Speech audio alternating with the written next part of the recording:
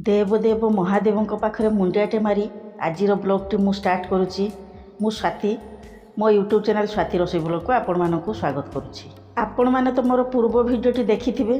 आमे आसीथिलु आदियोगी जोटा आमर चिकबालापुर रे रहिछि। एइटा आमर कर्णाटक रे। आउ गोटे आमर आदियोगी अछि सेइटा तमिलनाडु रे। आमे जो बेंगलोर रे रहिछु एठु आमर पाखापाखि 300 किलोमीटर होबो। किंतु आमर एई पाखरे जो आदियोगीटा रहिछि सेइटा आमर बेंगलोर 70 किलोमीटर रे आसिक आमे पहुँची जाइथिलु। पूर्व वीडियो देखिथिबे भलो लागिथिबो। जदि आपण माने देखि नांती ताहाले एइने देखि नेबे ना काहेकि आमे जो जाइथिलु सेटा दिन बेला जाइथिलु। आमर जो शिवंकर मूर्ति रहिछि किमती कोन बुलिलु देखिलु माने सी सिनेरी अलग प्रकार। एबे आमर लाइट शो चलीछि। लाइट जो जला जाउची केते सुंदर भाबरे देखा जाउची। एठिकी आसिया पूर्वरु मनरे बने नेथिलु कुआडे कोठी जीवु बुलिया पई। तथापि प्रथम तो सेमती टाइम हे नथिला। तापरे सात छाड़ी की पळे गले। तेणु आमर प्लानिंग कलु जेबे पुणी से आसीबे आमे सब बुलिकी सब देखिबु। पुअर सांग माने भी सब जाइथिले आदियोगी। पुअ मते कहला मामा से माने सब जाइचंती कोन मु जीबी बोली हो जा ना तमे बोली मु रहिबी आ कोन करिवि। तेणु सी रहा कहला नाई पापा आसतु देले आमर सांग होइकी जीवु देखिया पाई। प्लानिंग भी बनीगला। सार भी आसिले आमे भी गलु। किंतु पुओ सब कहला मामा आउ जदि आमे जाउचु संध्या बेले गले भल हम। दिन बेला जाइकी सेठी किछि सेमती देखियार नाही। आमर एमती खाली ठाकुरकर जो मूर्तिटा से जो देखिबु। किंतु जतले जदि राति रे जाउचु सेतले कोन हबो ना आमर लाइट शो होउची। सेटा बढ़िया होउची। सी भी सब यूट्यूब रे सर्च करके देखिछि। तापर तार जो सांग मैंने जाइथिले एक्चुअली से माने जाइथिले सेमती संध्या बेले। मु भी सेतले छाड़ी नथिली। इच्छा हे नथिला मोर छाड़िया पई एकुटिया ताको। प्रथम प्रथम तो आसी रहिथिलु ना। तापरे आमर प्रोग्राम जेमती हैला आमे संध्या बेले ही गलु। लाइट शो देखिबु केमती कोन। जेतेबेले गला बेलू को कोन होउची लोक लोकार्न सेठी पूरा भर्ती। माने धीरे धीरे धीरे धीरे सब लोक बढ़िले। लोक माने जानि चंती जे आमर ठीक टाइम रे गले आमे लाइट शोटा देखिबु। लाइट जो आमर पड़ो केते सुंदर भाव पड़ुची ता विषय भी आमर कह जाउची। जेतले लाइट माने जेतले चेंज होउची मूर्ति ऊपर आमर लाइट पड़ुची अलग अलग भिन्न भिन्न रूपर जेतेबेले शिवंकर आसुची से विषय से कहउचंती। एक्चुअली अन्य माने तार वॉइस रखिचंती कि नाही मु तो जाननी। किंतु पुओ मते मना कला जे ना मामा तमे तार वॉइस रखि परिबनी। तमे तम निजर वॉइस किछि देई देबो नले म्यूजिक देई देबो। म्यूजिक कोन टुणु टुणु करिकि म्यूजिक देबी। तेणु पुओ कहला नाही तमे किछि कहि देबो सिमती आ कोन बा कहिबी इमती इमती तो कहूची। किंतु जदि आपण जाउचंती ताले कोन होची ना सेठी बसिबे जो देखिबे हमर तळे चट्टाणटा पूरा गरम हो जाउची। आमर जमती प्लानिंग होता जाकि सेठी तो बसबू। तेणु मु कौन करती ना गोटे बेडसीट नहीं जाइली। बेडसीटा बहुत पतला थिला आउ माने तळु एते जोर से गरम आसुला से गरम माने सह्य करी हो नथिला। सार तो टोटाली बसी पाले कहले नहीं मु बसबिनी मु सेंसलेस हो जीवी कौन करिवे। मुझे अरे आसीच न बसिले कौड़ी बसो से तो समस्ते सेमती लोक मैंने सेमती बसुँच आउ तो खाली पाद ना। किछि लोक कौन करी देखुली ना साइड्रे जो पूरा बाउंड्री साइड आड़े बसुँच से माने चप्पल उपर एमती बस जाइछन्ती। भीतर को कहीं चप्पल सेमती आणुना। चप्पल आनिया तो मना मु तो देखी ना कहीं चप्पल नबार। ता साथी कौन है मुझे कहली आम तो बैग नहीं जाइलु कांध बैग नहीं जाइलु। से आमर किसी खाइबा जिनस रखीलु जे गले से बस खाइबू। सेमती तो कहीं किसी खाऊ नथिले किंतु आम जो जाइलु बहुत आगु बाहर के जाइलु घरे सेमती खाई नथिलु।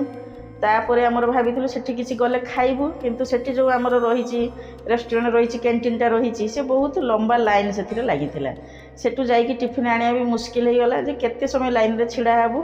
तापर आमर मना कलु ना जहाँ आनीचु से खाइबू। जेतेबेले आमर शिवंकर प्रतिमूर्ति उपर लाइट पड़ोची आमे फास्ट रु लास्ट पर्यंत मोबाइल सिमती ऑन करके रखा जाइए। सेटा भी गोटे कथा जदि जो मान पाखे स्टैंड रही कहीं ना आमर ये जो शोटा होउची सेटा पाखापाखि 10-15 मिनट शोटा होउची। तेणु 10-15 मिनट जो मोबाइल धरिया हाथ पक्षे माने कष्ट का साध्य हो जाउची। आमे भी देखिलु जे किछि लोक स्टैंड धरिकी आछंती। मु पुओ को भी पचारली जे कहीं सब स्टैंड धरिकी आछंती। जेतले प्रथम आमे देखिथिलु ସେଇଠୁ ପଗଲେ ଯେ ସେମାନେ ଏମିତି ରେକର୍ଡ଼ିଂ କରିବେ ଆଉ ସେମାନେ ବ୍ଲଗର ହେଇଥିବେ ସେଇଥିପାଇଁ ସେମାନେ ଷ୍ଟାଣ୍ଡ ଧରିକି ଆସିଛନ୍ତି। କିଏ ଏତେ ସମୟ ଧରିକି ବସିବ ଆଉ ଯଦି ଆମେ ମୋବାଇଲଟା ଧରୁଛୁ ତାହେଲେ ଶୋଟାକୁ ବି ଭଲସେ ଦେଖିପାରିବୁ ନାହିଁ। ତେଣୁ ଯଦି ଯାହା ପାଖରେ ଷ୍ଟାଣ୍ଡ ଥିବ ତାଙ୍କର ଷ୍ଟାଣ୍ଡ ନେଇଯିବେ ଆଉ ବସିବା ପାଇଁ କ'ଣ ହେଉଛି ଚଟେଇ ଆଉ ସପ ଫପ ଟାଇପ୍ରେ କିଛି ଫୋଲ୍ଡିଂ ବାଲା ନେଇକି ଯିବେ, କାହିଁକିନା ଗାଡ଼ିର ତ ଯିବା ପଡ଼ିବ ସେଠି, ବିନା ଗାଡ଼ିରେ ସେଠି ଯିବା ଅସମ୍ଭବ ହେଇଯାଉଛି। ସେ ଏରିଆ ମାନେ ପୁରା ଯେମିତି ଟାଉନସିପ୍ରୁ ପୁରା ବାହାରିକି ସେ ଏରିଆଟା ରହିଛି, ପାହାଡ଼ ଏରିଆ, ଗରମ ତ ପ୍ରବଳ ରହୁଛି। ଆଉ ବର୍ଷା ଦିନରେ ଗଲେ କ'ଣ ହେବ ସେଇଟା ମୁଁ ଯେତେବେଳେ ଶୋ ଦେଖୁଥିଲି ମୋ ମନ ଭିତରେ ଆସୁଥିଲା, ଉପରେ ତ ପୁରା ଫାଙ୍କା, ନା ସେଠି କ'ଣ ବର୍ଷା ହୁଏନି କି, ନା ବର୍ଷା ହେଉନଥିବ। ଯେତେବେଳେ ଧର ବର୍ଷା ଆସିଯିବ, ହଠାତ୍ ବର୍ଷା ଆସିଗଲା, ସେ ଯେଉଁ ଏତେ ଲୋକ ସବୁ ବସିଥିବେ ସେମାନେ କୁଆଡ଼େ ଯିବେ? ଗରମ ତ ସହ୍ୟ କରିହେବ, ହଁ ତାତି ଆସୁଛି ତଳୁ, ଯେମିତି ହେଉ କଷ୍ଟମଷ୍ଟେ ସେମିତି ବସିକିନା ମନ ଭୁଲେଇ ଦେବାର ଅଛି। ପୁଅକୁ ମୁଁ କହିଥିଲି, ମୁଁ କହିଲି ତୁ ଜିନ୍ ପ୍ୟାଣ୍ଟ ପିନ୍ଧିକି ଆସିଲୁନି, କିନ୍ତୁ ଆମର କ'ଣ ହେଉଛି ନା ଏପଟ ଯେଉଁ ସାଉଥ୍ ସାଇଡ଼୍ରେ ଆମର ମନ୍ଦିରକୁ ଜିନ୍ ପ୍ୟାଣ୍ଟ ଏଲାଉ ନାହିଁ ପିନ୍ଧିକି ଯିବାର। ସେଠି ତ ମନ୍ଦିର ସେଇଟା ନଥିଲା, ଫିର୍ ବି ଆମର ମୁଁ କହିଲି ନାହିଁ ପିନ୍ଧିକି ବି ଗଲେ କ'ଣ ଅସୁବିଧା ହେଇଯିବ, ପୁଅ ବି ମନା କରିଥିଲା। କିନ୍ତୁ ଜିନ୍ ପ୍ୟାଣ୍ଟ ପିନ୍ଧିଥିଲେ କ'ଣ ହେଇଥିଲା, ସେଇଟା ଟିକେ ମୋଟା ଥାଆନ୍ତା। ସେଇଠୁ ଆମର ଯେଉଁ ବ୍ୟାଗ୍ଟା ନେଇକି ଯାଇଥିଲୁ, ସାତ ବସୁନଥିଲେ ଆଉ କ'ଣ କରିବୁ, ନାହିଁ ମୁଁ କେମିତି କ'ଣ ହେଇଯିବି ଏ ତାତିରେ ମୁଁ ବସିପାରିବିନି। ମୁଁ ସେ ବ୍ୟାଗ୍ ଭିତରୁ ସବୁ ପାଣି ବୋଟଲ ଖାଇବା ବାହାର କରିଦେଲି। ତାପରେ ମୁଁ କହିଲି ତୁମେ ସେଇ ବ୍ୟାଗ୍ ଉପରେ ବସିଯାଅ। ସିଏ ଯେତେବେଳେ ବସୁଥାନ୍ତି ଆଉ ଆମେ ଯେଉଁ ଏମିତି ସବୁ କାରଦାନୀ କରୁଥାଉ, କାରସ୍ତାନୀ, ସେତେବେଳେ କ'ଣ ହେଉଛି ଲୋକମାନେ ସବୁ ଅନଉଥାନ୍ତି, ଦେଖୁଥାନ୍ତି, କାହିଁକି ଲୋକମାନେ ସେମିତି ହିଁ ପାଖରେ ବସୁଛନ୍ତି, ଭାବୁଥିବେ ଏମାନେ କେଉଁ ଦୁନିଆରୁ ଆସିଛନ୍ତି, କେଉଁ ଗ୍ରହରୁ ଏ ଲୋକମାନେ ଆସିଛନ୍ତି, ଏମିତି ସବୁ କରୁଛନ୍ତି। ଯେତେବେଳେ ଚିପ୍ସ ଖାଇସାରିଲା ପରେ ପୁଅ, ମୁଁ ତାକୁ ଜରିଟା କ'ଣ କରୁଛି ପୁରା ଛିଣ୍ଡି ଦେଉଛି, ତାପରେ କ'ଣ ହେଉଛି ନା ମୋର ମାନେ ପଛରେ ମୁଁ ତଳେ ଲଗେଇ ଦେଇକିନା ତା ଉପରେ ବସିଯାଉଛି, ବେଡ଼ସିଟ୍ ତଳେ ଭରି ଦେଉଛି। ତଥାପି ବି ତ ସହ୍ୟ ମାନେ ଅସମ୍ଭବ, ମାନେ କହିପାରିବିନି। ସେ ଯେଉଁ ମାନେ ସେଠି ଶୋ ଦେଖିବୁ କ'ଣ, ମନ ଭିତରେ ଯେଉଁ ଯନ୍ତ୍ରଣା ଆସୁଛି, ଯାହା ବି ହଉ ଏଇଟା ତ ମୁଁ କହିଲି ଏମିତି ଶୋ ଚାଲିଛି, ସୁନ୍ଦର ବି ଲାଗୁଛି, ମାନେ ମନୋରମ, ପୁରା ମନମୁଗ୍ଧ ପୁରା ହେଇଯାଉଛି। ଏତେ ସୁନ୍ଦର ଜିନିଷ ଦେଖିବା ପାଇଁ ଆମର ଯାଇଥିଲୁ ଯେତେବେଳେ ମହୀଶୂର, ସେଠି ବି ତାଙ୍କର ଏମିତି ଯେଉଁ ମ୍ୟୁଜିକାଲ ଫାଉଣ୍ଟେନ୍ ହେଉଥିଲା, ମୁଁ ତ ଯାଇନଥିଲି, କାହିଁକିନା କେଉଁ ଏରିଆରେ ଏତେ ବଡ଼ ଏରିଆ ଆମର ସେଠି ଯେଉଁ ବୁଲିଥିଲୁ, ପୁଅ ଯାଇକି ତା'ର ଭିଡ଼ିଓ ବନେଇକି ନେଇକି ଆସିଥିଲା, ମୁଁ ସେଇ ଭିଡ଼ିଓରେ ଦେଖିଦେଇଥିଲି। ସେପଟେ ମ୍ୟୁଜିକ୍ ବାଜୁଛି, ସେତେବେଳେ ଫାଉଣ୍ଟେନ୍ ପାଣି ପୁରା ଏମିତି ସ୍ପ୍ରେ ହେଉଥିବ, ସିଏ ତ ଯାହା ଯେମିତି ହେଲା, କିନ୍ତୁ ମୋତେ ଲାଗିଲା ଏଇଟା କେମିତି କ'ଣ କରୁଛନ୍ତି, କି ପୁରା ଡିଫିକଲ୍ଟ ଲାଗୁନି? ମାନେ ଠିକ୍ ମାନେ ଠାକୁରଙ୍କର ମୁହଁ ଉପରେ, ତାଙ୍କର ଚୁଟିରେ, ତାଙ୍କର ମାନେ ଯେମିତି ହୃଦୟରୁ ଶିବଙ୍କର ତାଣ୍ଡବ ହେଉଛି, ମାନେ ଏତେ ସୁନ୍ଦର ଲାଗୁଛି। ଏବେ ତ ଆମର ଏଇଠି ଦେଖିଲୁ, ଯେମିତି ମନ ହେଇଗଲା ଯେ ଆମର ଯିବୁ, ଯେତେବେଳେ ଆମର ତାମିଲନାଡ଼ୁରେ ଯେଉଁ ଅଛନ୍ତି ଆଦିୟୋଗୀ, ସେଇଠି ଯାଇକି ଦେଖିବ। ସେଇଟା ଇଶା ଫାଉଣ୍ଡେସନ୍ ତରଫରୁ ହେଇଥିଲା, ପ୍ରଥମେ ଆମର ତାମିଲନାଡ଼ୁରେ ହେଇଥିଲା। ମୁଁ ଭାବିଥିଲି ବୋଧେ ଏଇଟା ପଥରରେ ଆମର ମୂର୍ତ୍ତିଟା ତିଆରି ହେଇଥିବ, କିନ୍ତୁ ସେଇଟା ପଥରରେ ତ ନୁହେଁ, ଆଉ କେଉଁ ମେଟେରିଆଲରେ ତିଆରି ହେଇଛି, କାହିଁକିନା ପଥର ତ ଲାଗୁନି। ଆକ୍ଚୁଆଲି ଆମେ ତ ଛୁଇଁ ତ ପାରିନୁ, ଟଚ୍ କରିନୁ, କିନ୍ତୁ ଦେଖିଲା ବେଳକୁ ସେମିତି ଲାଗୁଛି ଯେ ଏଇଟା ପଥରରେ ହେଇନଥିବ। ଆମର ଯାଇଥିଲୁ କୋଟିଲିଙ୍ଗେଶ୍ୱର, ସେଠି ବି ବଡ଼ ଶିବଲିଙ୍ଗଟେ ରହିଛି, ସିଏ ବି ମନକୁ ଆସିଲା ଏବେ। ସେତେବେଳେ ତ ମୁଁ ବି ଜାଣିପାରନ୍ତି, ସିଏ ବି ସେଇ ପାଖକୁ ସେମିତି ଯାଇକି ତ ଛୁଇଁ ହେଉନଥିଲା। ଏବେ ମନକୁ ଆସୁଛି ନାଇଁ ଏଇଟା ପଥରରେ ତ ତିଆରି ହେଇନଥିବେ, ଅଲଗା କେଉଁ ମେଟେରିଆଲରେ ସବୁ ତିଆରି ହେଇଛି। ଆପଣମାନଙ୍କ ଯଦି ମନ ଭିତରେ କିଛି ଡାଉଟ୍ ଥିବ, ଜାଣିଥିବେ, ତାହେଲେ ମୋତେ ନିଶ୍ଚୟ ଭାବରେ କମେଣ୍ଟରେ ଜଣାଇବେ, ज़्यादा से ज़्यादा ସେୟାର କରିବେ। ଏମିତିକା ଜିନିଷ କ'ଣ ହେଉଛି ନା ସମସ୍ତେ ଦେଖିପାରୁନାହାନ୍ତି। ଆମର ଯାଇଥିବେ ଆଦିୟୋଗୀ, କିଛି ଲୋକ ଯାଇଥିବେ, କିଏ ଦିନବେଳା ଯାଇକି ବୁଲି ଆସିଥିବେ, କିଏ ବି ଯାଇକି ରାତିରେ ବି ଦେଖିଥିବେ, କିଏ ବି ଭିଡ଼ିଓ ବନେଇଥିବେ, କିଏ ବି ବନେଇ ନଥିବେ, କିଏ ବି ଫଟୋ ଉଠେଇଥିବେ। କିନ୍ତୁ ମୁଁ ପୁରା ଆରମ୍ଭରୁ ଲାଷ୍ଟ ପର୍ଯ୍ୟନ୍ତ ମୋର ପୁରା ଭିଡ଼ିଓରେ ଡିଟେଲ୍ ପୁରା ରହିଛି। ଯଦି ଆପଣ ସେୟାର କରିଦେଉଛନ୍ତି ତାହେଲେ ଅନ୍ୟମାନେ ଜାଣିଯିବେ, ପୁଣି ତାଙ୍କର ମନ ହେବ ନିଜ ସ୍ୱଚକ୍ଷୁରେ ଯାଇକି ଦେଖିବେ। ଭିଡ଼ିଓରେ ଦେଖିବା ଆଉ ନିଜ ଆଖିରେ ଦେଖିବାରେ ମାନେ ବହୁତ ପାର୍ଥକ୍ୟ ରହିଛି। ଆମର ପ୍ରତିମୂର୍ତ୍ତି ଯେଉଁ 112 ଫୁଟ ରହିଛନ୍ତି, ପୁଅ ମୋତେ କହୁଛି ମାମା ଏଇ ଯେଉଁ ପ୍ରତିମୂର୍ତ୍ତି ଆମର ରହିଛନ୍ତି 112 ଫୁଟ ରହିଛନ୍ତି। ମୁଁ ହଉ ହେଇଥିବେ, ଏମିତି ତ ବି ଜଣା ପଡ଼ୁନି ଯେ 112 ଫୁଟ ବୋଲି, ହେଇଥିବେ। କିନ୍ତୁ ପୁଅ କହୁଛି କାହିଁକି 112 ଫୁଟ ରଖାଗଲା, 15 ରଖାଗଲାଣି, କାହିଁ 25 ରଖାଗଲାଣି, କାହିଁକି 90 ଫୁଟ ରଖାଗଲାଣି। 112 ଫୁଟ ଯେଉଁ ରଖାଯାଇଛି ତା'ର ଭିତରେ କିଛି ମର୍ମ ରହିଛି, ଭିତର କଥା ରହିଛି, ତାକୁ ବି ଡିଟେଲ୍ ଜାଣିବାର ଅଛି। ଅନ୍ୟମାନେ ସବୁ ସେମିତି ଛାଡ଼ିଛନ୍ତି, କହିଛନ୍ତି, ବୁଝିଛନ୍ତି, ମୁଁ ତ ଏମିତି ଏତେ କିଛି ବୁଝେନି, ଆଉ ଯଦି ବି ବୁଝେ ମୋ ମନରେ ସେମିତି କିଛି ରହିନଥାଏ। ଯେତେବେଳେ ପ୍ରୋଗ୍ରାମ୍ ହେଉଛି ସେଠି ବି ସବୁ କହୁଛନ୍ତି। ତାଙ୍କର ମାନେ କନ୍ନଡ଼ ଭାଷାରେ ଚାଲିଛି, ତା ସାଙ୍ଗରେ ଇଂଲିଶରେ ବି କହୁଛନ୍ତି। ଯଦି ହିନ୍ଦୀରେ କହୁଥାନ୍ତେ ସେଇଟା ଆଉ ଟିକେ ଭଲ ହୁଅନ୍ତା, ମାନେ ଶୁଣିବା ପାଇଁ ଭଲ ଲାଗନ୍ତା। ଆଉ ଧିମା ଧିମା ମ୍ୟୁଜିକ୍ ବି ସେଠି ସବୁ ବାଜୁଛି। ଆମର ଇଶା ଫାଉଣ୍ଡେସନ୍ ତରଫରୁ ତାଙ୍କର ସବୁ କ'ଣ କେମିତି କେଉଁ ଜାଗାରେ କ'ଣ ସେବା କରିଛନ୍ତି ଏମିତି ସବୁ ବି ମାନେ ଦେଖାଉଛନ୍ତି। ସେଇଟା ଗୋଟେ ପ୍ରୋଜେକ୍ଟର ଲାଗିଛି। ସିଷ୍ଟମ୍ ବଢ଼ିଆ ରହିଛି, ଖୋଲା ଏରିଆ, ବହୁତ ଲୋକ ଆସିଛନ୍ତି। ଲାଷ୍ଟରେ ଆମର କଥା ହେଉଥିଲୁ ଯେ କେତେ ଲୋକ ଥିବେ। ସାର୍ କହୁଛନ୍ତି ଯେ ଯେଉଁ ଏରିଆଟା ପୁରା ଭର୍ତ୍ତି ହେଇଯାଇଛନ୍ତି। ମୁଁ କହୁଛି ନାଇଁ 5,000 ଖଣ୍ଡେ ହେଇଥିବ ବୋଧେ।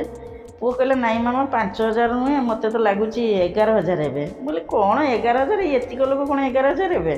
ସାର୍ କହୁଛନ୍ତି 11 ନୁହେଁ, ସେ ମୋତେ ଲାଗୁଛି 15 କି 20,000 ଲୋକ ହେବେ। କ'ଣ ସେଇ ଏରିଆରେ ଏତେ ଲୋକ ରହିଛନ୍ତି କି? ନିହାତି ଭାବରେ ରହିଥିବେ। ଯେତେବେଳେ ଆମର ଗାଡ଼ି ଯାଉଥିଲା, ଲାଷ୍ଟରେ ଉଠିଲୁ, ପ୍ରୋଗ୍ରାମ୍ ସରିଲା, ଆସିଲୁ। ଗାଡ଼ି ତ ଆମର ବାହାରିକି ମାନେ ଆସିଲା ବେଳକୁ ପାଖାପାଖି ଘଣ୍ଟାଟେ ଲାଗିଗଲା। ଆମେ ଛିଡ଼ା ହେଇଛୁ, ଗାଡ଼ି ବାହାରିକି ଆସୁନା। ଏତେ ଭିଡ଼, ଏତେ ଇଏ। ସେଇ ଟାଇମ୍ରେ ପୁଅ କହିଲା ମାମା ତୁମେ ଯେଉଁ ଛିଡ଼ା ହେଇଛ ତୁମର ତ ଗୋଟେ ଅଭ୍ୟାସ ହେଇଛି। କ'ଣ ଅଭ୍ୟାସ ଅଛି ନା ତୁମେ ଗଣୁନ କେତେ ଗାଡ଼ି ଯାଉଛି? ପାଖାପାଖି ମୁଁ ବୋଧେ ସେଇ 5 ମିନିଟ୍ ଖଣ୍ଡେ ଗଣିଥିଲି 60 ନା 70ଟା ଗାଡ଼ି। ତାପରେ ଏତେ ଧୂଳି ଉଡ଼ିଲା, ମୁଁ କହିଲି ନାଇଁ ମୁଁ ଛିଡ଼ା ହେଇକି ଅନେଇକି ଗାଡ଼ି ଗଣି ପାରିବିନି। ତେଣୁ ନିହାତି ଭାବରେ ମୋତେ ଲାଗୁଛି 15,000 ଲୋକ ଡେଲି ଆସୁଛନ୍ତି। ଆଉ ତାଙ୍କର 2ଟା ଶୋ ହେଉଛି, ଗୋଟେ ସନ୍ଧ୍ୟାରେ 7ଟାରେ ହେଉଛି, ପୁଣି ଗୋଟେ 9:15 ବୋଧେ ଆଉ ଗୋଟେ ଶୋ ହେଉଛି। କାହିଁକିନା ଏଇ ଶୋଟା ହିଁ ଦେଖିବା ପାଇଁ ସମସ୍ତେ ଆସନ୍ତି। ଆପଣମାନେ ଆସିବେ, ଦେଖିବେ, ଆପଣଙ୍କୁ ପସନ୍ଦ ଆସିବ। ହଁ, ଆଉ ଗୋଟେ କଥା କହିବାକୁ ମାନେ ଭୁଲିଗଲି, ମନ ଭିତରେ ଏବେ ଆସିଲା ଯେ ସମସ୍ତେ ଶିବଙ୍କର ଭକ୍ତ। ଆମର ଓଡ଼ିଶା ଥରେ ବୁଲି ଯାଆନ୍ତୁ। ଓଡ଼ିଶାରେ ବି ଆମର ଶିବଙ୍କ ଉପରେ ବହୁତ କିମ୍ବଦନ୍ତୀ ରହିଛି। ଆମର ମାନେ ଲିଙ୍ଗରାଜ ମନ୍ଦିର ଭୁବନେଶ୍ୱର ରହିଛି। ତାପରେ ଆମର ଭୋଗରାଇରେ ବିଶ୍ୱ ପ୍ରସିଦ୍ଧ ଆମର ଚନ୍ଦନେଶ୍ୱରଙ୍କର ଯେଉଁ ଶିବ ମନ୍ଦିର ରହିଛି, ସେଇଟା ଲିଙ୍ଗ ହିଁ କିଛି ନାହିଁ। ସେଇଟା ମାନେ ପୁରା ତାର କିମ୍ବଦନ୍ତୀ ବଢ଼ିଆ ରହିଛି। ତା ସାଙ୍ଗରେ କ'ଣ ହେଉଛି, ଆମ ବାବା ଭୂଷଣ୍ଡେଶ୍ୱରଙ୍କର ମାନେ ସବୁଠୁ ବଡ଼ ଲିଙ୍ଗ ସେଇଠି ରହିଛି। ଯେମିତିକା ଆମ ପୁରାଣ କାଳରୁ ରହିଆସିଛି, ବହୁତ କାହାଣୀ ତା ଉପରେ ବି ରହିଛି। ତେଣୁ ଥରେ ଓଡ଼ିଶା ବୁଲିକି ଯାଇକି ଦେଖିବେ। ଆମର ସେଠି ବି ବହୁତ ବଡ଼ ବଡ଼ ଆଉ ମାନେ ବିଖ୍ୟାତ ସୁପ୍ରସିଦ୍ଧ ଆମର ଶିବଙ୍କର ମନ୍ଦିର ରହିଛି। ହଁ, ମୁଁ ପୂର୍ବ ଭିଡ଼ିଓରେ ଏମିତି କହିଥିଲି ଯେ ବୋଧେ ଏଇଠି କର୍ଣ୍ଣାଟକରେ ବହୁତ ଶିବ ଭକ୍ତ ରହୁଛନ୍ତି। ତେଣୁ ଏଠି ବଡ଼ ବଡ଼ ସବୁ ଶିବଙ୍କର ମୂର୍ତ୍ତି ବନାଯାଉଛି, ଲିଙ୍ଗ ବନାଯାଇଛି। ନାଇଁ, ଶିବ ଭକ୍ତ ସମସ୍ତେ, ଆମେ ବି ଶିବ ଭକ୍ତ। ଆମର ଘରେ ଆମର ଛୋଟ ଶିବଲିଙ୍ଗ ଯେଉଁ ପୂଜା କରିବା ପାଇଁ ତା ପାଇଁ ଗୋଟେ ମନ୍ଦିର ବନା ହେଇଛି। ସେଇଟା ହେଉଛି ଆମର ମା କୁହନ୍ତି କ୍ଷୁଦ୍ରେଶ୍ୱର। ତେଣୁ ଆମେ ବି ଶିବ ଭକ୍ତ, ସମସ୍ତେ ଘରେ ଘରେ ଶିବଲିଙ୍ଗ ରଖନ୍ତି, ପୂଜା କରନ୍ତି। ଆଉ ସବୁଆଡ଼େ ହିଁ ଶିବଙ୍କର ମନ୍ଦିର ରହିଥାଏ। ଯେଉଁଠି ଯୁଆଡ଼େ ଯାଉନା କାହିଁକି, କିଛି ନଥିଲେ ବି ଆମେ ଶିବ ମନ୍ଦିର ଫାଷ୍ଟ ଯାଉ। କାହିଁକିନା ଆମର କିଛି ପର୍ବପର୍ବାଣି ପଡ଼ିଲେ ଯେଉଁ ଦେବାଦେବୀଙ୍କୁ ପୂଜା କରୁ, ଯଦି ବି କେଉଁ ଜାଗାରେ ଆମେ କିଛି ଦେବତା ପାଉନା, ଦେବୀଙ୍କୁ ପାଉନା, ସେଇଠି ଆମେ କ'ଣ ଯାଉଛୁ, ଶିବଲିଙ୍ଗ ଉପରେ ଯାଇକିନା ପାଣି ଚଢ଼ାଉଛୁ, ପୂଜା କରୁଛୁ। ଆମର କଣକଣରେ ଆମର ହୃଦୟରେ ଠାକୁର ବିରାଜମାନ କରିଛନ୍ତି। ଆମର ଭକ୍ତିଭାବ ରହିଛି ସେଇଠୁ। ତେଣୁ ମନ ଟାଣି ହେଇଯାଉଛି। ବର୍ତ୍ତମାନ ମୁଁ ରହିଲି, ମୁଁ ପୁଣି ଗୋଟେ ନୂଆ ଭିଡ଼ିଓ ନେଇ ଆପଣମାନଙ୍କ ପାଖକୁ ଆସିବି। ମୋର ଯେଉଁ ଏଇ ପ୍ରୟାସ ସବୁବେଳେ ଜାରି ରହିଥିବ। ଏଇଠି ରହିଲି, ପୁଣି ଆସିବି କହିଲି। ଜଗନ୍ନାଥ କୃପାରୁ ସମସ୍ତେ ଭଲରେ ଥାଆନ୍ତୁ ବୋଲି ଜୁହାର କଲି। ଜୟ ଶିବ ଶମ୍ଭୁ।